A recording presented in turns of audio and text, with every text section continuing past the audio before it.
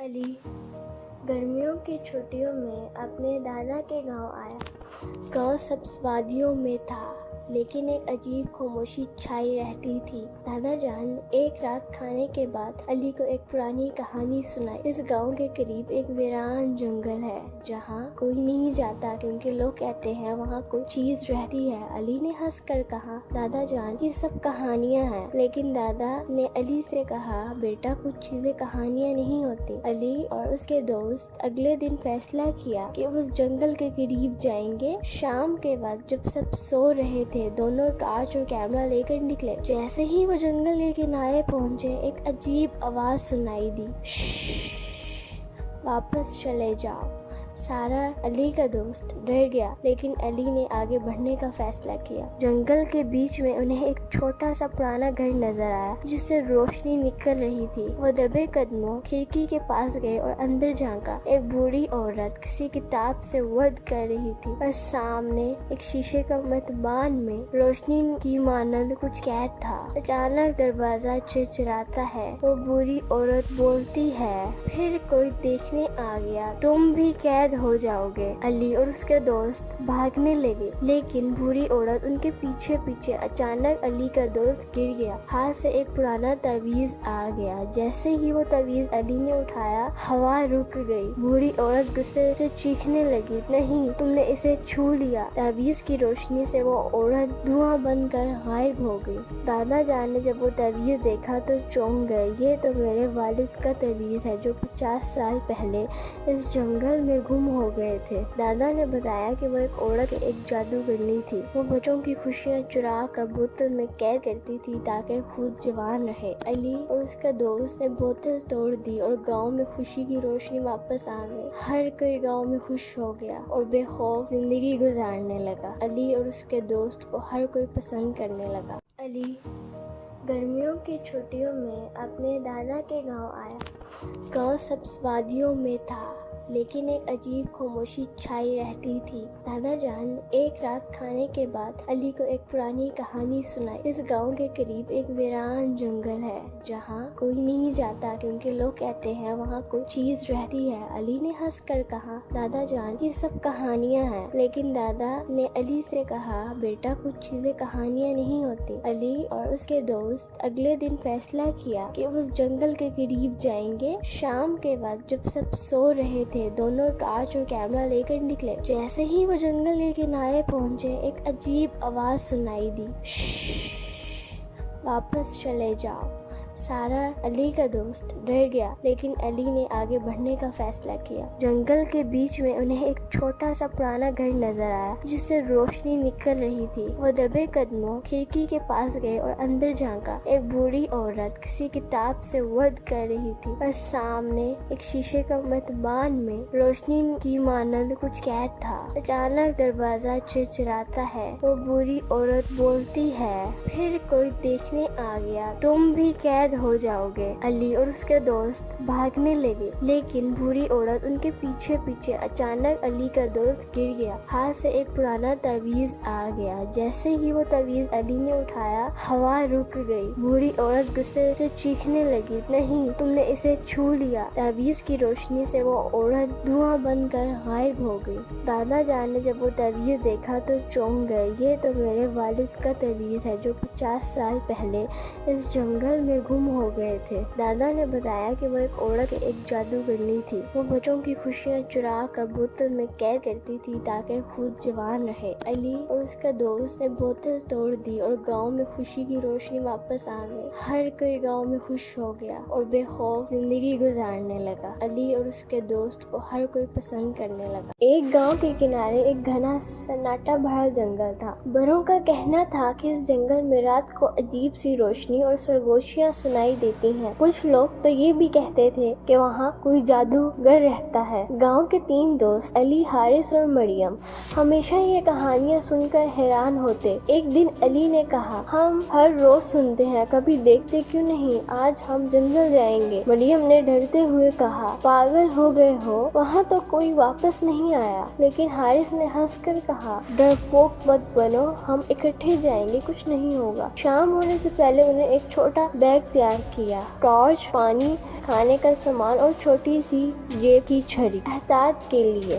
جیسے ہی جنگل میں داخل ہوئے عجیب سا ٹھنڈا جھونکا چلا۔ پرندے خاموش تھے اور زمین پر پتوں کی موٹی تہ بچھی ہوئی تھی۔ چلتے چلتے اچانک دائیں طرف سے کھڑ کھڑ کھڑ کی آواز آئی۔ تینوں رک گئے، ٹارچ کی روشنی ڈالی تو دیکھا کہ ایک بڑی چمکتی آنکھیں جھاڑیوں میں دیکھ رہی ہیں۔ مریم کی سانس رک گئی، لیکن جیسے ہی وہ قریب گئے پتہ چلا کہ وہ ایک ننھا سا الو ہے جو درخت پر بیٹھا ہے۔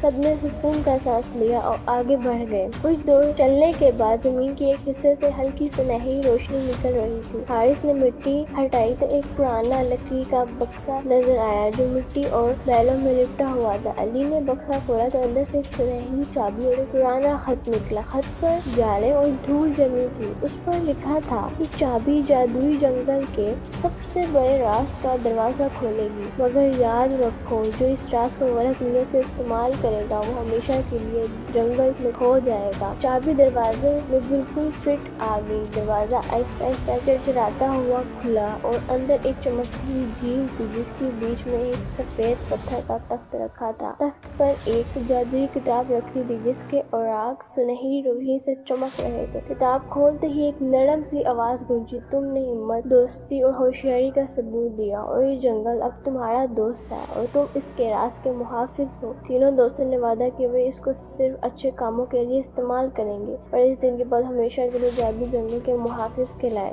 ایک گاؤں کے کنارے ایک گھنا سناٹا بھرا جنگل تھا۔ بڑوں کا کہنا تھا کہ اس جنگل میں رات کو عجیب سی روشنی اور سرگوشیاں سنائی دیتی ہیں۔ کچھ لوگ تو یہ بھی کہتے تھے کہ وہاں کوئی جادوگر رہتا ہے۔ گاؤں کے تین دوست علی، حارث اور مریم ہمیشہ یہ کہانیاں سن کر حیران ہوتے۔ ایک دن علی نے کہا، ہم ہر روز سنتے ہیں، کبھی دیکھتے کیوں نہیں؟ آج ہم جنگل جائیں گے۔ مریم نے ڈرتے ہوئے کہا، پاگل ہو گئے ہو، وہاں تو کوئی واپس نہیں آیا۔ لیکن حارث نے ہنس کر کہا، ڈرپوک مت بنو، ہم اکٹھے جائیں گے، کچھ نہیں ہوگا۔ شام ہونے سے پہلے انہیں ایک چھوٹا بیگ تیار کیا، ٹارچ، پانی، کھانے کا سامان اور چھوٹی سی جیب کی چھری احتیاط کے لیے۔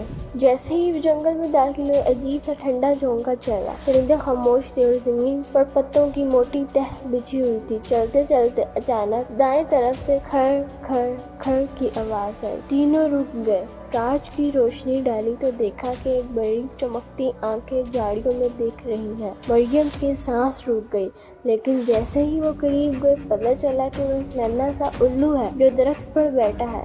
سب نے سکون کا سانس لیا اور آگے بڑھ گئے۔ کچھ دور چلنے کے بعد زمین کے ایک حصے سے ہلکی سنہری روشنی نکل رہی تھی۔ حارث نے مٹی ہٹائی تو ایک پرانا لکڑی کا بکسا نظر آیا جو مٹی اور بیلوں میں لپٹا ہوا تھا۔ علی نے بکسا کھولا تو اندر سے ایک سنہری چابی اور ایک پرانا خط نکلا۔ خط پر جالیں اور دھول جمی تھی۔ اس پر لکھا تھا، یہ چابی جادوئی جنگل کے سب سے بڑے راز کا دروازہ کھولے گی، مگر یاد رکھو جو اس راز کو غلط نیت سے استعمال کرے گا وہ ہمیشہ کے لیے جنگل میں کھو جائے گا۔ چابی دروازے میں بالکل فٹ آ گئی۔ دروازہ آہستہ آہستہ چرچراتا ہوا کھلا اور اندر ایک چمکتی ہوئی جھیل تھی جس کے بیچ میں ایک سفید پتھر کا تخت رکھا تھا۔ تخت پر ایک جادوئی کتاب رکھی تھی جس کے اوراق سنہری روشنی سے چمک رہے تھے۔ کتاب کھولتے ہی ایک نرم سی آواز گونجی، تم نے ہمت، دوستی اور ہوشیاری کا ثبوت دیا اور یہ جنگل اب تمہارا دوست ہے اور تم اس کے راز کے محافظ ہو۔ تینوں دوستوں نے وعدہ کیا وہ اس کو صرف اچھے کاموں کے لیے استعمال کریں گے اور اس دن کے بعد ہمیشہ کے لیے جادوئی جنگل کے محافظ کہلائے۔ ایک گاؤں میں ایک غریب لکڑہارا اپنی بیوی اور بچوں کے ساتھ رہتا تھا۔ ان کا گزارا بہت مشکل سے ہوتا تھا۔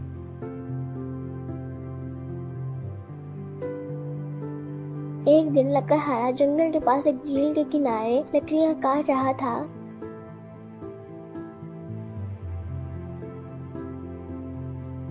کہ اس نے ایک سنہری بطخ دیکھی۔ لکڑہارا حیران ہوا لیکن دل میں سوچا، اگر میں اس بطخ کو پکڑ لوں تو بیچ کر امیر بن جاؤں گا۔ وہ آہستہ آہستہ بطخ کے قریب گیا مگر بطخ بول اٹھی، مجھے مت پکڑو، اگر تم مجھے چھوڑ دو تو میں تمہاری مدد کروں گی۔ لکڑہارا چونک گیا اور کہا، تم میری مدد کیسے کر سکتی ہو؟ بطخ نے کہا، روزانہ میں تمہیں ایک سنہرا انڈا دوں گی جس سے تمہارا گزارا آسانی سے ہو جائے گا۔ لکڑہارا پہلے تو ہچکچاتا مگر پھر بطخ کی بات مان لی اور اسے آزاد کر دیا۔ اگلے دن واقعی بطخ نے ایک سنہرا انڈا دیا۔ اب لکڑہارا اور اس کا گھرانہ خوشحال ہو گیا۔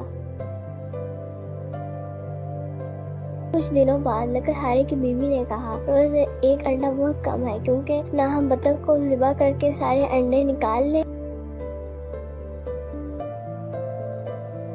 لکڑہارا پہلے تو سوچنے پڑ گیا، مگر لالچ آ گیا۔ اس نے بطخ کو پکڑ کر ذبح کر دیا،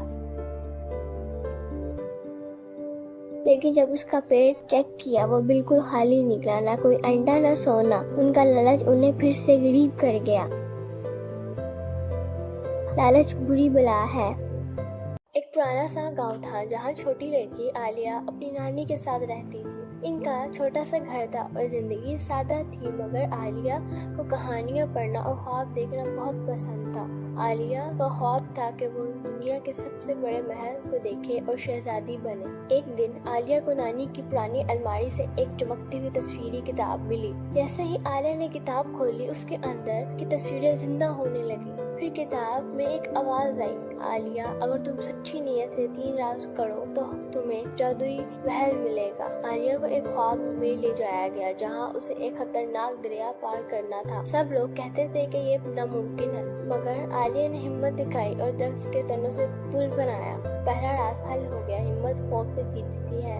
اور وہ ایک ایسے کمرے میں پہنچی جہاں سینکڑوں آئینے تھے، پر ہر آئینہ چھوٹا عکس دکھاتا تھا، صرف ایک سچ بولتا تھا۔ عالیہ نے دل سے سچ بول کر صحیح آئینہ چن لیا۔ دوسرا راز مکمل دل کا سچ راستہ دکھاتا ہے۔ آخری امتحان میں ایک چھوٹا سا بچہ قید تھا، وہ اور دروازہ صرف دوستی کی کنجی سے کھلتا ہے۔ عالیہ نے اپنی انعام چھوڑ کر بچے کو آزاد کیا، دروازہ خود بخود کھل گیا۔ دوسروں کی مدد اصل جادو ہے۔ تمام راز حل کرنے کے بعد تصویری کتاب میں ایک روشنی نکلی اور عالیہ جادوئی محل پہنچ گئی۔